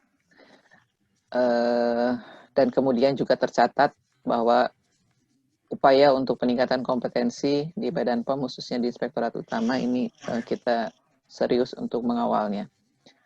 Dalam berbagai kesempatan dengan beragam topik saya lihat sudah ini. Dan untuk topik-topik yang bisa melibatkan yang unit lain, ini sebaiknya juga di-share ke yang lain nanti Pak Yudi ya. Contohnya untuk yang hari ini. Tapi intinya tadi yang disampaikan Ari memang sangat sangat membumi. Artinya memang hal-hal yang harus dicermati, hal-hal yang harus dilakukan pada saat kita mulai menulis, baik itu menulis formal ataupun menulis yang tidak formal. Betul sekali, dampak itu harus menjadi bagian dari hal manajemen risiko itu yang harus dilakukan, karena khususnya kita sebagai ASN dan juga ada institusi yang harus dijaga, keharmonisan informasi antara satu sumber dengan sumber lain yang di internal Badan POM juga itu harus menjadi pertimbangan. Kalau cara itu sebetulnya cara itu yang kita harapkan beragam. Misalnya ada cara orang yang serius, ada cara orang yang santai, karena kita juga harapan kita segmentasi pembaca juga bisa lebih luas. Artinya ada orang yang pembacanya teenager, ada yang orang-orang yang akademisi, ada juga misalnya anak-anak yang harus itu kan berbeda-beda. Jadi cara penulisan yang tadi yang berimpact kepada pembaca sesuai dengan harapan kita itu betul-betul harus diperhatikan. Terima kasih Ari sharingnya. Silakan yang lain untuk dimanfaatkan. Silakan teman-teman. Adakah lagi yang mau diskusi? Ini diskusikan, mumpung Pak Ari di sini di sela-sela kesibukannya. Mungkin saya Bu Hayati. Ya, silakan Bu Inspektur. Ya, yang saya hormati Bu Irtama, Bu Indri, serta teman-teman yang lain. Makasih Mas Ari atas paparannya yang luar biasa. Ini mudah-mudahan semakin sukses ya Mas Ari ya dengan karya tulisnya. Nah ini saya kira ini Bu Irtama, kita ini kan teman-teman para auditor ya Bu ya. Ini kan sebenarnya semuanya kan mempunyai ini ya Bu ya, kewajiban keterkaitannya dengan apa ya Bu, faktor penunjang ya Bu ya, terkait dengan karya tulis. Nah ini sementara di kita ini, terus terang saja para auditor ini mungkin karena kesibukannya ya Bu ya, yang luar biasa dengan pekerjaan yang cukup padat sekali, sehingga dalam hal menulis ini memang kurang. Nah ini dengan apa yang telah dipaparkan terkait dengan Mas Ari tadi mengenai apa menulis ringan ya Mas, e-learning skill terkait menulis ringan ini, mudah-mudahan dapat menggugah teman-teman Bu, paling tidak ini membuat karya ilmiah, jadi menambah di angka kreditnya pada faktor penunjangnya ini. Nah ini silahkan Bapak Ibu sekalian, ini tadi seperti yang disampaikan Mas Ari, jadi bisa mengikuti jejak Mas Ari paling tidak untuk menyusun karya ilmiah. Nah ini mungkin seperti itu Bu. Mungkin gimana Mas Ari ini? Mudah-mudahan bagaimana supaya menggugah teman-teman supaya bisa mengikuti jejak Mas Ari. Terima kasih. Oke, terima kasih Bu Inspektur. Jadi gini, saya ngerti pasti namanya auditor kan sangat sibuk. Iya. Mungkin begini teman-teman, saya sedikit cara aja sih. Sebagaimana saya waktu di BPKP saya menyampaikan menulis berdasarkan paper yang saya tulis pada salah satu tugas. Jadi sebenarnya mungkin akan sangat baik juga kalau misalnya kita yang teman-teman yang mengerjakan RB mencoba misalnya megang satu Yanblik, megang akuntabilitas, megang apa gitu kan, itu sebenarnya sudah mendalami satu bidang itu, satu aspek itu. Tinggal kita tambahkan misalnya teori-teori atau apa gitu. Kan kita udah ada prakteknya nih, kita tambahkan teorinya, misalnya Google beberapa jurnal, terus kita bikin. Misalkan saya kemarin masukin abstrak ke erudisio, saya lihat memang nggak ada yang inspektur utama ya, mungkin karena memang bidangnya mungkin dirasa kurang pas dengan pengawasan obat dan makanan. Tapi kalau saya kebayang, kenapa tidak ada yang misalnya menulis bagaimana pengawasan kinerja, misalnya kayak kita ngaudit kinerja pemeriksaan lah misalnya gitu. Misalnya itu hasil evaluasi kita dikirimkan misalnya ke jurnal kita aja, yang jelas ya jurnal BPOM sendiri gitu.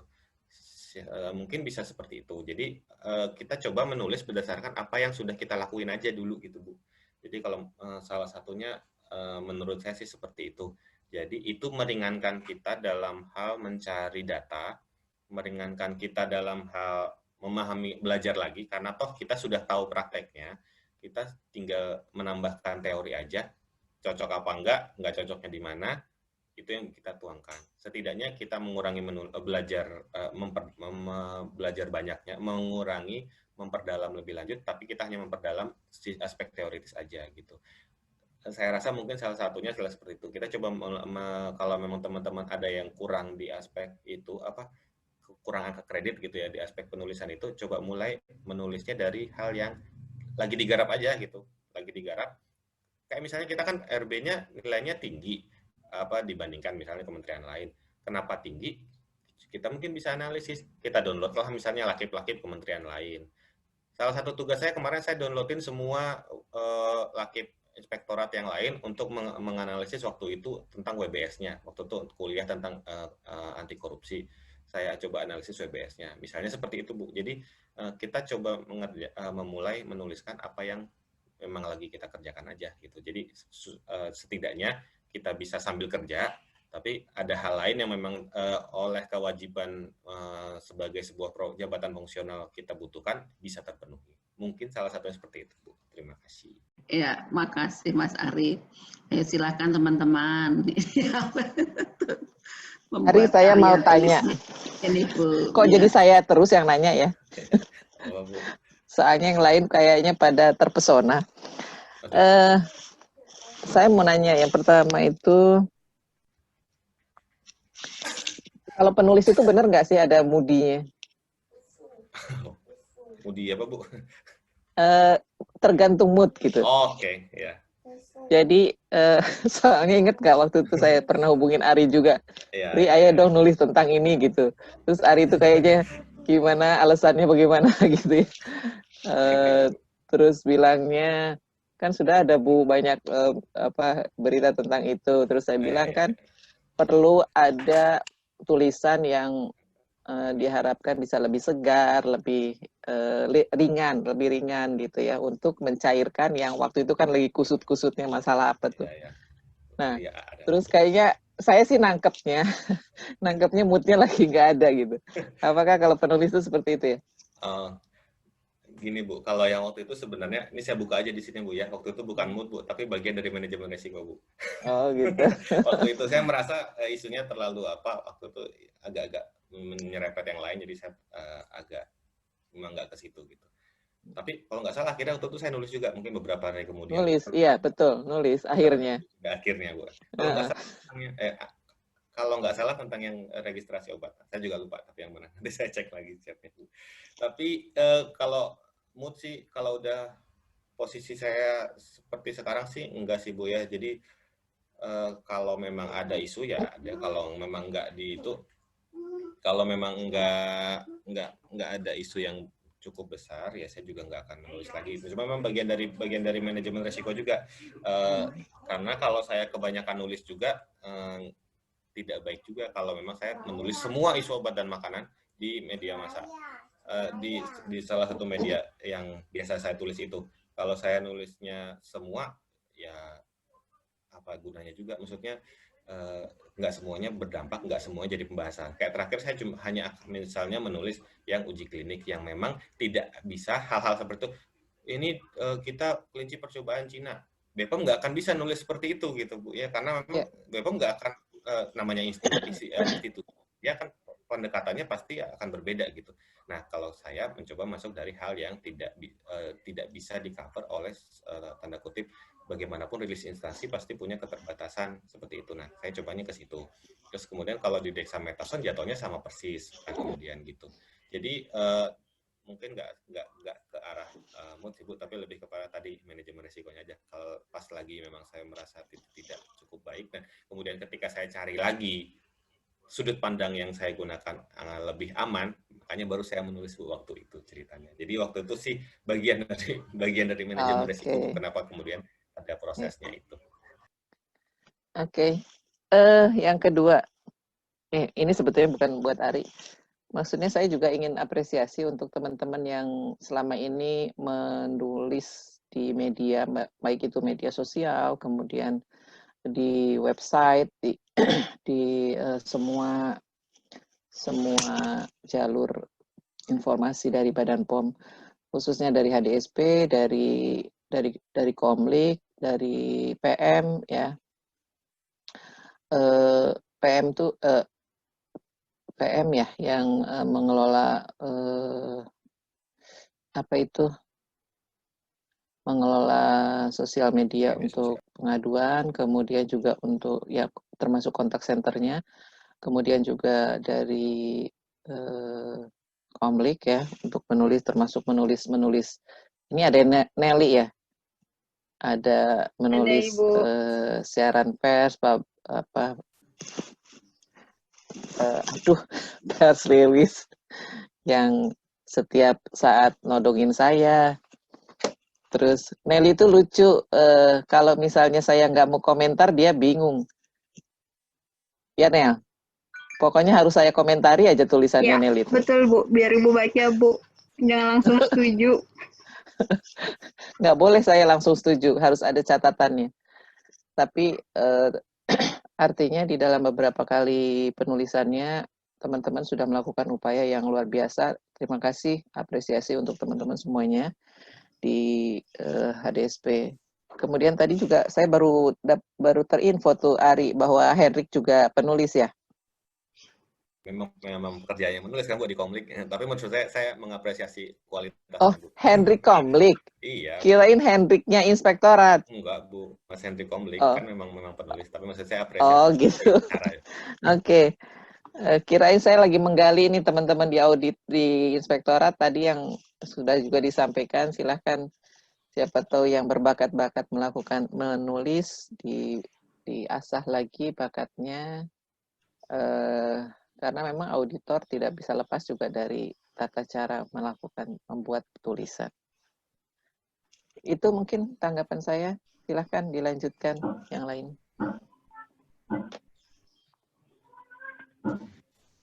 Silakan. Oke, Mas Herman, silakan Mas.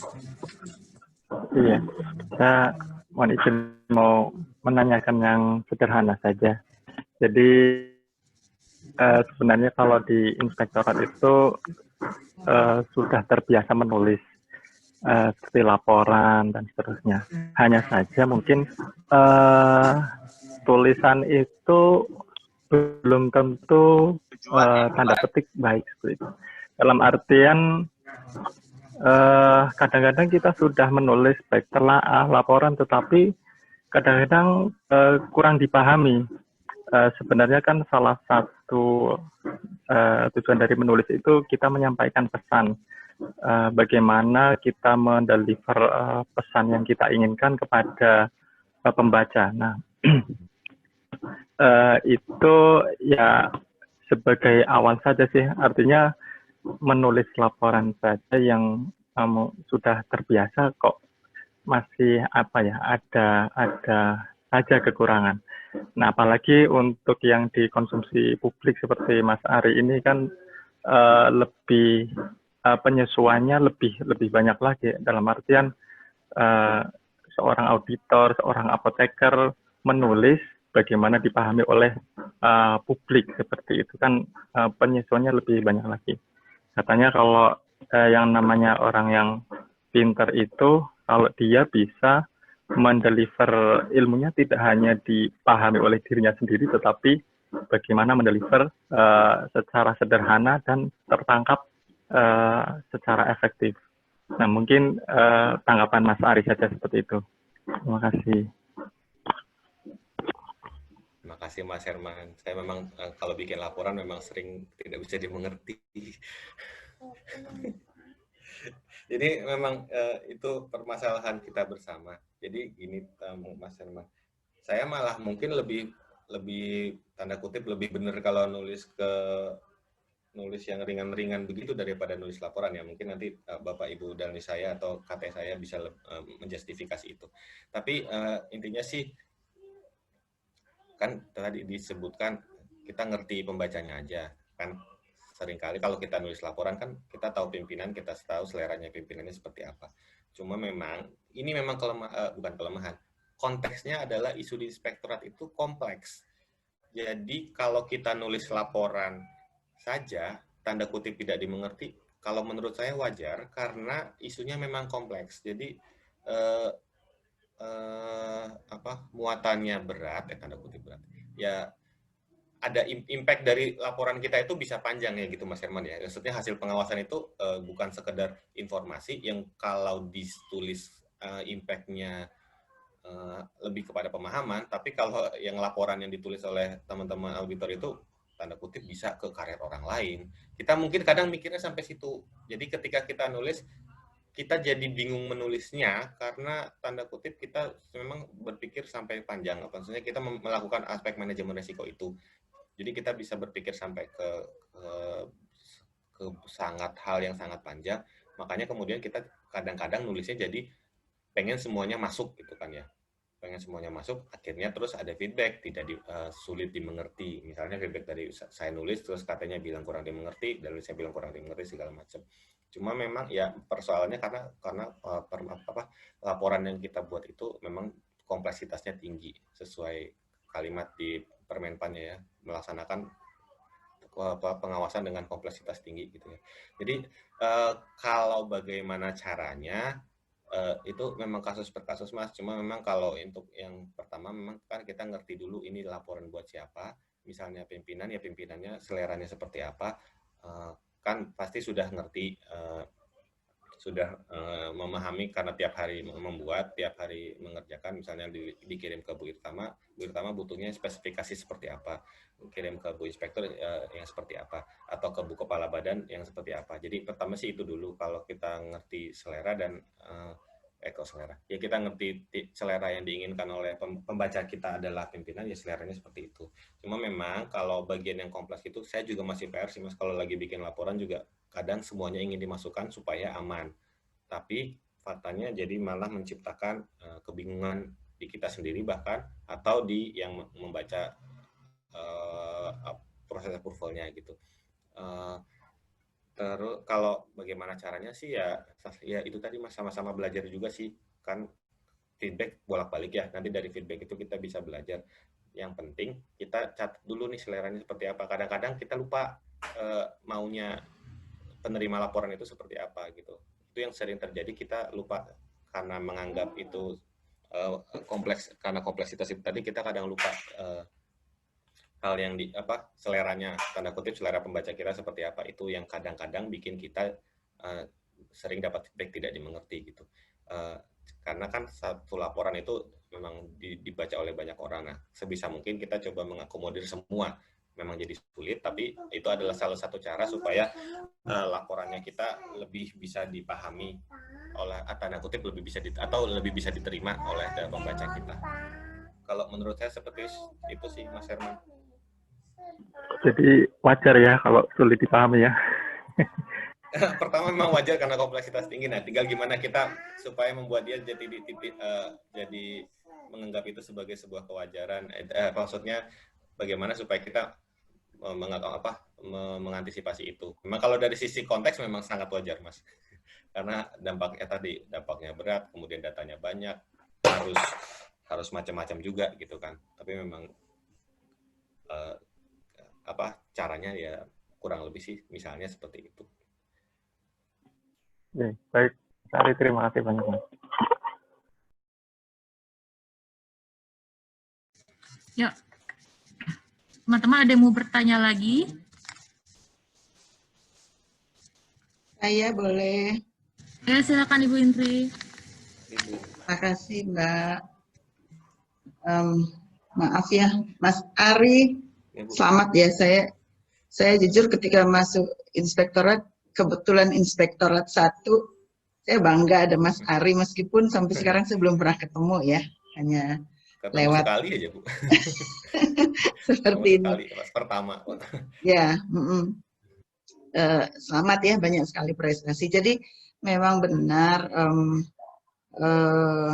saya dulu waktu kecil Mas Ari, waktu SMP suka nulis tulisan-tulisan yang bebas dulu, majalah Kawanku yang seperti itu ya. Mungkin Mas Ari belum lahir kali ya waktu itu ya.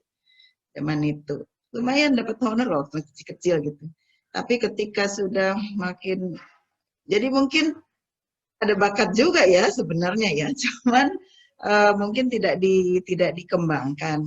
Nah, ketika saya sudah bekerja, apalagi sebagai apoteker, kemudian juga dulu ya sambil apotek, sambil kita sibuk gitu ya, dengan kesibukan rumah tangga, terus bakat saya yang mungkin tadinya ada itu sepertinya jadi hilang gitu, kesempatan.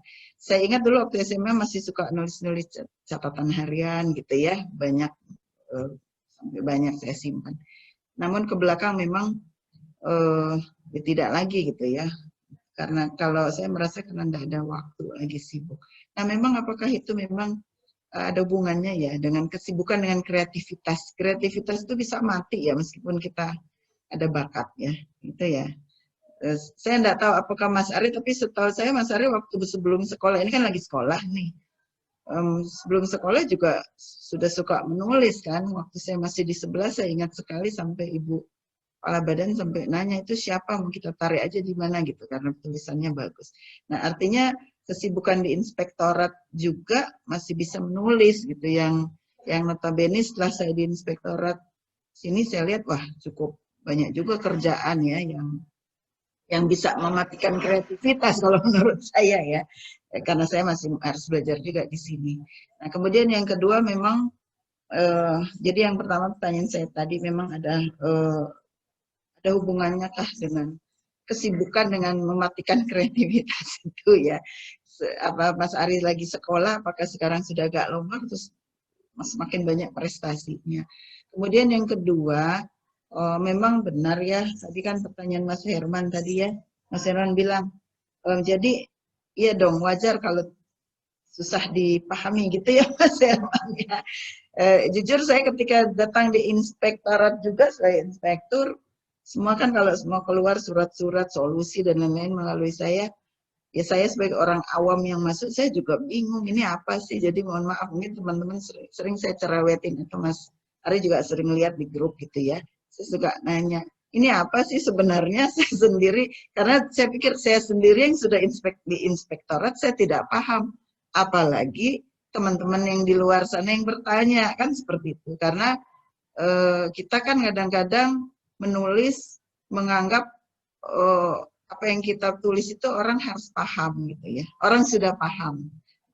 Justru harus paham, apalagi memang mungkin budaya di inspektorat ya, kita auditor, kita pengawas dibesarkan seperti itu, jadi seolah-olah kita benar gitu ya selalu, dan apa yang kita tulis harus mau nggak mau harus dipahami gitu ya. Nah itu memang dengan teman-teman saya suka agak cerewetin, karena saya berpikir saya sendiri yang sudah di sini, saya agak tidak paham, dan saya tidak malu-malu juga bertanya, ini apa sih, dan alhamdulillah teman-teman sudah mulai menulis dengan mungkin, saya bilang, tetap kalau aturan-aturan ya tetap baku, tapi kesimpulan yang harus kita buat tuh harus bisa dipahami orang yang bertanya, jangan sampai mereka bertanya, malah kita jawab, mereka bertanya lagi gitu, karena nggak jelas. Nah, itu menurut saya sih. Silakan Mas Ari, komentari. Ya, izin Bu Inspektur. Memang kalau yang tadi yang kedua, terutama yang kedua, itu memang bagian, gini Bu, menjawab konsultasi itu memang tanda kutip agak beban juga kalau buat di auditor, karena itu tadi takut salah. Kan, apalagi posisi sekarang ya Bu ya, aturannya sendiri di ujungnya sana, di DJA-nya aja belum jelas, kita disuruh diminta menjawab, dan kadang-kadang itu jadi landasan pula untuk orang pelaksana melakukan kegiatan. Jadi sebenarnya kalau kemudian muncul kesimpulan yang tanda kutip tidak bisa langsung dibaca itu kesimpulannya, itu bagian dari tanda kutip, karena kita juga ada ketakutan untuk tidak menjawab dengan benar kan gitu Bu ya. Jadi memang saya sendiri juga kalau jawab konsultasi pasti seperti itu Bu. Kalau Ibu mau melihat bagaimana jawaban teman-teman, ya saya juga seperti itu sebenarnya Bu. Kalau diminta menulis jawaban konsultasi, karena memang ada beban seperti itu. Kalau ke belakang memang yang dibutuhkan memang kan ditanya ini, jawabannya ini, kayak yang waktu itu siapa yang nanya, terus dari pertanyaan awal sudah dibilang jawab yang jelas, jangan sampai supaya nggak ada menimbulkan pertanyaan lanjutan. Memang maunya memang seperti itu Bu.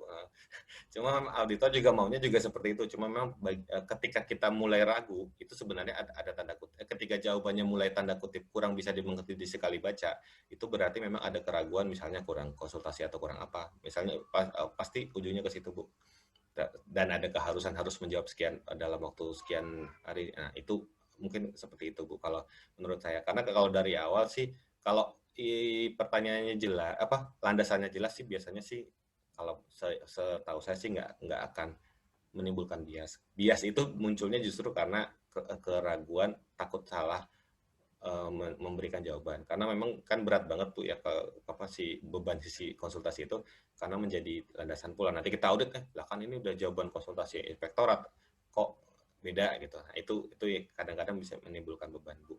Nah, kalau soal pekerjaan mematikan kreativitas, ya boleh jadi sih seperti itu, Bu. Karena semisal saya juga kan baru mulai nulis lagi itu sesudah saya beberapa tahun di industri. Awalnya saya di kuliah juga nulis, kemudian masuk kerja, namanya anak baru kerja belum bisa macam-macam, jadi akhirnya fokus ke pekerjaan. Baru 2 tahun atau 3 tahun sesudah kerja, baru saya mulai nulis lagi, dari bawah lagi, dari Facebook, dari blog, segala macam. Nah, kalau saya posisinya bukan, kadang-kadang arahnya udah ada motif finansial yang cukup besar, maksudnya porsi motif finansialnya udah ada gitu, Bu. Jadi mungkin itu juga agak mendorong kreativitas tanda kutip. Ketika saya ada motif tanda kutip finansial itu bisa jadi mendorong saya, karena kadang-kadang kan kalau waktu lomba yang BPK kan hadiahnya besar sekali, Bu ya. Jadi saya nulis di situ memang salah satunya motivasinya itu. Jadi kalau dibilang mematikan ya enggak, tergantung motivasinya, Bu. Nah, cuma kadang-kadang kalau motivasinya waktu saya nulis di Kompasiana itu motivasinya cuma pengen dibaca aja, pengen masuk trending. Kalau di sana kan kalau dibaca banyak dan isunya penting, dia jadi trending. Itu saya menulis supaya jadi trending gitu. Jadi motivasinya aja sih, Bu, sebenarnya. Kalau kemudian kalau Ibu bilang yang waktu itu saya nulis banyak beberapa di media itu, ya salah satunya memang itu gitu, Bu. Jadi bagian dari motif aja sih, Bu. Kalau saya memang ingin portofolio saya ada di media itu terus gitu, supaya saya bisa mempertahankan posisi saya di situ. Makanya saya menulis. Jadi lebih kepada motivasi aja sih, Bu. Kalau di sela-sela itu. Karena kalau seperti Ibu sampaikan tadi, yang waktu itu sempat sampai Ibu Kepala Badan Notis segala macam itu, saya bahkan mengerjakannya itu di atas kereta, Bu, di KRL. Karena saya ditelepon editornya, minta nanti jam 12 malam pulang RDK, nanti jam 12 malam harus jadi gitu kan, kapan lagi gitu bikinnya gitu, Bu. Nah, pertama saya iyain ya, terus saya sambil di kereta saya tulis gitu. Jadi kalau memang ada motif yang cukup kuat bagi seseorang, sebenarnya jalannya itu ya menyesuaikan, Bu. Jadi tinggal kitanya aja itu yang melihat posisinya. Cuma memang nggak semua orang bisa seperti itu, Bu. Saya juga bisa seperti itu kan karena ada tanda kutip, ada pressure-nya. Karena harus jam 12 dan saya pengen harus ada di media itu. Nah, saya mencari jalan seperti itu. Kalau teman-teman punya cara yang berbeda, ya bisa aja. Yang penting ketika kita fokus ke motifnya aja sih, Bu, motivasinya aja. Kurang lebih begitu, Bu Indri. Terima kasih. Terima kasih, Mas Ari. Ya. Terima kasih, Mbak. Ya, teman-teman, bagaimana kalau tidak ada yang bertanya? Mungkin saya ingin bertanya juga ya, Mas Ari. Ya, silakan Bu Hai. Kan kalau menulis ya, kendala saya sih misalnya dalam menulis, ingin menulis artikel aja seperti itu. Itu kan kita harus mencari data atau referensi ya dari tempat lain. Itu gimana sih biar kita biar kita terhindar dari plagiarisme, atau kita asal ciplik sana asal ciplik sini, istilahnya tidak asal menggabungkan gitu, seperti itu. Karena itulah agak kesulitan, karena mungkin orang kan gampangnya seperti itu ya, mencari begitu banyak referensi terus kita ambil dari sini, kita ambil dari sana gitu, ini kita gabungkan. Gimana Mas Ari? Oke. Jadi, makasih Bu Hai. Kalau saya sekarang, sejak waktu itu ya, sejak setahun apa 2 tahun yang lalu, mainnya sekarang coba cari sampai ke ujungnya banget gitu loh. Jadi kalau misalnya ngomong tentang obat apa ya, misalnya isunya global, itu kalau bisa sampai ke jurnal rilis WHO-nya atau jurnal internasionalnya atau apa gitu. Jadi satu, kalau dia bahasa Inggris, kalau kita ngutip nggak berasa, kan mau nggak mau harus ditulis ulang ya. Jadi kita nggak berasa kopas, karena itu karena minimal dari bahasa Inggris kita tulis lagi ke bahasa Indonesia, udah pasti nggak kopas kan, udah nggak pasti nggak copy paste. Terus kalau dari ujungnya banget kan itu memang sudah referensi asli, jadi kita nggak ada masalah kalau memang nggak dikutip. Terus kemudian kalau memang plagiarisme itu, kalau saya sih biasanya pakai tools ada banyak di Google, itu plagiarism checker. Jadi sebelum saya tulis, saya kirim dulu ke situ, saya cek dulu ke situ. Kalau yang di kampus-kampus mungkin teman-teman yang baru masuk masih dulu zaman saya belum ada nih. Kalau yang baru-baru mungkin ada dengar Turnitin, pernah tahu Turnitin, itu contoh cara pengecekan plagiarisme. Kalau saya sih cari yang gratis-gratis saja. Yang di Google banyak itu plagiarism checker. Nah, dari situ supaya menghindari adanya copy paste. Memang kalau itu soalnya sekali kena kopas, apalagi penulis belum kondang kayak saya, itu bisa menjatuhkan apa yang sudah dibangun gitu. Jadi memang itu sangat dijaga, Teh. Jadi satu itu, yang kedua kalau bisa ditarik banget sampai ujungnya referensi aslinya apa gitu. Kalau memang rilisnya WHO ya pakai rilis WHO, kalau pakai rilisnya apa ya pakai jurnal ya pakai jurnal gitu. Jadi itu supaya nggak terjebak di plagiarism. Jadi kalau dia bahasa Inggris, kalau di rewrite kan jadi bahasa Indonesia, walaupun kalimatnya sama, terjemahan orang kan pasti beda-beda kalau diterjemahkan langsung ya. Kalau pakai Google Translate mungkin bisa jadi sama, tapi kan orang pasti akan mengolah lagi kalau dari Google Translate. Jadi yang namanya plagiarism bisa dicegah dari situ. Mungkin seperti itu, Bu Ayu. Iya, terima kasih, Mas Ari. Ya, teman-teman ada lagi kah yang mau bertanya? Mungkin satu orang penanya lagi kalau ada ya.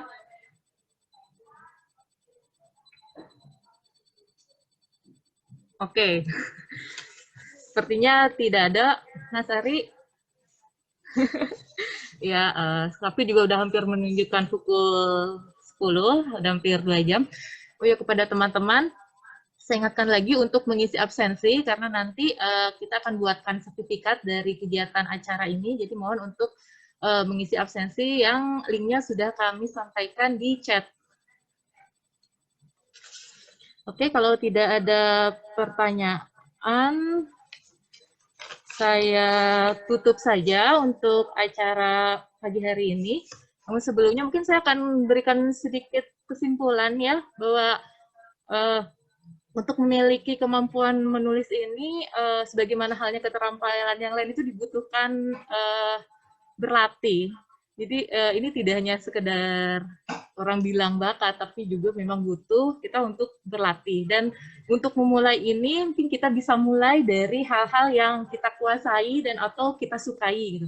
Hal yang kita kerjakan juga itu bisa menjadi motif kita untuk menulis. Kemudian untuk menyesuaikan gaya penulisan kita dengan sasaran pembaca kita, kemudian menulis hal-hal yang aktual agar timingnya tepat, dan juga yang penting ini tidak mengajari seperti itu ya, Mas Ari ya.